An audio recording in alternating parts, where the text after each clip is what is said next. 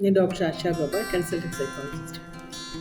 പ്രസവശേഷം കുഞ്ഞിനെ പരിപാലിക്കണമെന്ന അധിക ഉത്തരവാദിത്തത്തിന് പുറമെ ശാരീരിക മാറ്റങ്ങൾ, ഹോർമോണൽ ചേഞ്ചസ് ഇവയെല്ലാം പോസ്റ്റ്മോർട്ടം ഡിപ്രഷന് കാരണമാകാറുണ്ട്.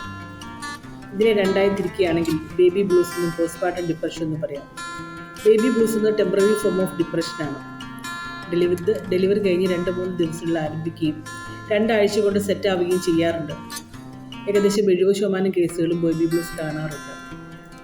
കുഞ്ഞിനെ എടുക്കാനും ഫീഡ് ചെയ്യാനുള്ള ഭയം, മൂഡ് സ്വിങ്സ്, ആങ്സൈറ്റി, കരച്ചിൽ, ഉറക്കമില്ലായ്മ ഇതെല്ലാം ഇതിൻ്റെ ലക്ഷണങ്ങളാണ്. ഇതിൻ്റെ ഒരു സിവിയർ ഫോമാണ് പോസ്റ്റ്മോർട്ടം ഡിപ്രഷൻ എന്നത്. 2 ആഴ്ചയ്ക്കുള്ളിൽ ആരംഭിച്ചു തുടങ്ങുകയും 3 മാസം മുതൽ 3 വർഷം വരെ നീണ്ടു നിൽക്കുകയും ചെയ്യാം. ഫാമിലി ഹിസ്റ്ററി ഇതിൻ്റെ ഒരു റിസ്ക് ഫാക്ടറാണ്. സാഡ്നെസ്, ആങ്സൈറ്റി, ദേഷ്യം, ഉറക്കം കൂടുകയോ കുറയുകയോ ചെയ്യുക, കുഞ്ഞിനെ എന്തെങ്കിലും ഹാം ചെയ്യുമോ എന്നുള്ള ഭയം, ഇതെല്ലാം ഇതിൻ്റെ ലക്ഷണങ്ങളാണ്. ബേബി ബ്ലൂസ് എന്നത് നമുക്ക് ഇമോഷണൽ സപ്പോർട്ട് കൊടുത്ത് മാറ്റിയെടുക്കാൻ സാധിക്കുന്നതാണ്. ഇത് പോസ്റ്റ്മോർട്ടം ഡിപ്രഷന് അതിൻ്റെ സിവിയറിറ്റി അനുസരിച്ച് സപ്പോർട്ടും അഡ്വൈസും ട്രീറ്റ്മെൻറ്റും എല്ലാം വേണ്ടിവരും. Thank you.